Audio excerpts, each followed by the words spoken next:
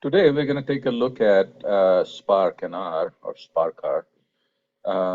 Fairly powerful, especially when used from within Zeppelin, and you can share the code and the output of the code with other users. So, here's a quick snippet. Usual hello world R. I'm just going to execute this, right?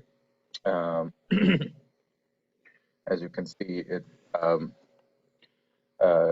it's really fast. Spark in general is super fast. It's all in memory. I can load basically a data table, and then I can print the same data table. So let's do that. Again, very fast. I'm gonna load now the iris data set.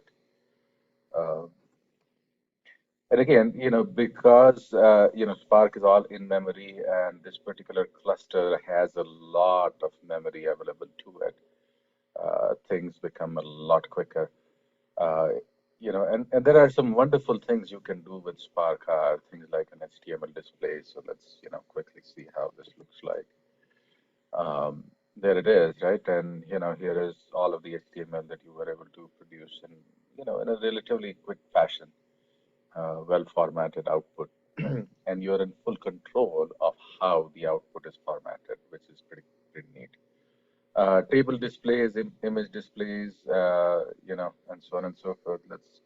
Again, I'm not going to get into each individual uh, information, so to speak, around how each of these get executed and so on and so forth, but, you get the idea, right? So I think it's fairly powerful and uh, gets, printing essentially. Here is a table display, simple output, and you can really, so there are some basic chart types that are available, uh, and you can change those, and you can use your own custom visualizations as well. So this is basically, I think, input output control type of a scenario.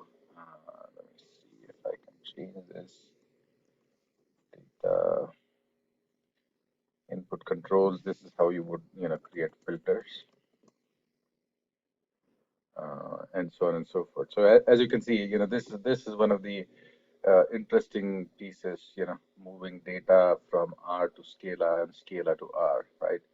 Which is a fairly common requirement if you think about it, especially if you want to do some data manipulation using Scala. Or you might, want to do some data manipulation using R and then write the data into the Scala data frame. So, uh, fairly powerful interface and executes fairly quickly, essentially. So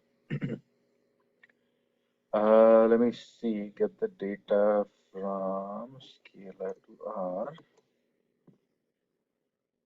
and once that is done, let me execute this piece of code. So you can see, you can quickly move data from one data storage type or in-memory data type to another, and so on and so forth. And you can create the Spark data frame, you can query it with a SQL, you can, do a variety of different things. You can do machine learning, you can do charts. Let's execute this piece here real quick, and this is integrating it with Google visualizations. You can execute with the R charts, but obviously, you have to have R charts installed along with all of the other relevant R libraries. So we'll go through more of these, essential information um, in terms of how to use it. We'll go through some demos on machine learning and how you can use R to not only do data discovery, do some descriptive analytics, and then get into prescriptive analytics as well. Thanks for visiting today. Bye bye.